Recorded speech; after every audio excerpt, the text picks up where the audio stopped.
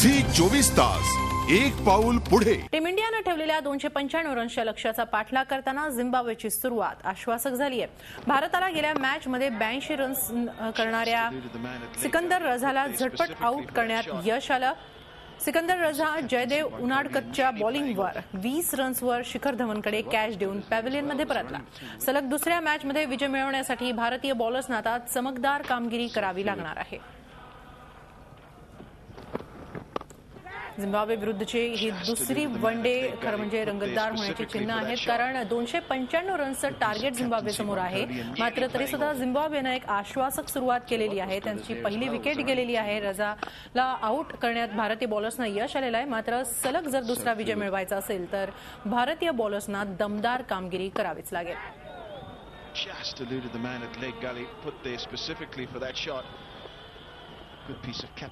अच्छा, या वनडे बाबत आपण अधिक माहिती घेऊया आमच्या प्रतिनिधी मेघा कुचिक यांच्याकडून। मेघा, काय सांगशील? 295 रन्सचं टार्गेट खरं म्हणजे एक चांगलं टार्गेट म्हणता येईल, एक मोठं आव्हान म्हणता येईल। मात्र तरी सुद्धा झिम्बाब्वेची आश्वासक सुरुवात पाहता सध्या मॅचची काय स्थिती आहे त्यावरून काय सांगशील? दुसऱ्या विजयाच्या दिशेनं वाटचाल सुरू आहे टीम इंडियाची? हेमाली, झिम्बाब्वेने 100चा टप्पा पार केलेला आहे। खरं तर फास्ट बॉलरची कसोटीच लागणार आहे।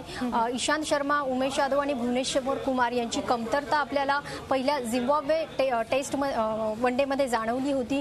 आणि आता उनाडकरने जरी आपल्याला पहिले एक यश मिळवून दिलं असलं तरी आता जो सिबांडा आहे त्याने हाफ सेंचुरी पूर्ण केलेली आहे।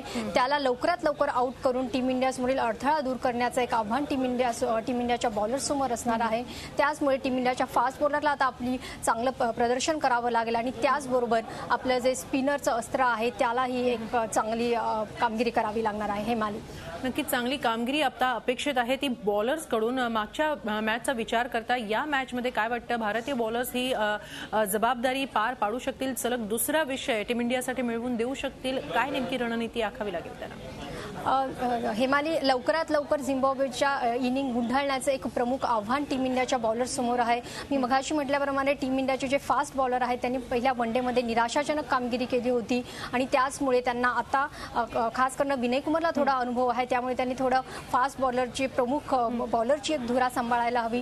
त्याचबरोबर उनाडकत आणि मोहम्मद शामी हे जे युवा प्लेयर्स आहेत त्यांना एक उत्तमरित्या त्यांनी गाईड करण्याची गरज आहे। आणि खाली रवींद्र जडेजा, ज्याला पहिल्या वनडेमध्ये एकही विकेट घेता आली नव्हती, त्यालाही आता आपल्या फिरकीमध्ये झिम्बाब्वेच्या बॅट्समनला अडकवण्याचं आव्हान असणार आहे।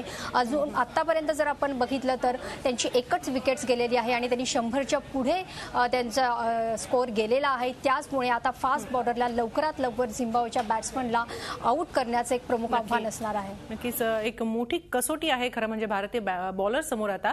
झी 24 तास एक पाऊल पुढे।